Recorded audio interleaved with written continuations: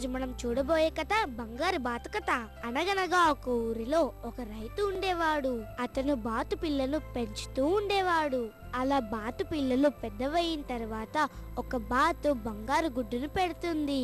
అప్పుడు ఆ రైతు ఆశ్చర్యంతో, అర్రే బంగారు గుడ్డులా ఉందే దీనితో నా కష్టాలన్నీ తీరిపోతాయని అనుకుంటాడు.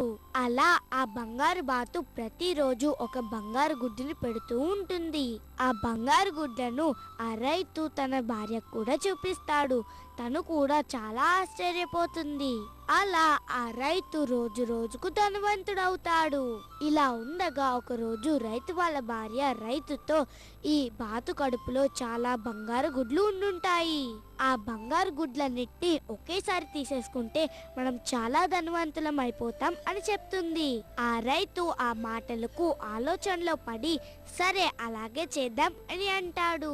ఒకరోజు రైతు బాతును పట్టుకుని చంపి చూడగా దాని కడుపులో ఏ బంగారు గుడ్లు ఉండవు. అప్పుడు రైతు ఆ బాతుని చూసి చాలా దుఃఖానికి గురవుతాడు.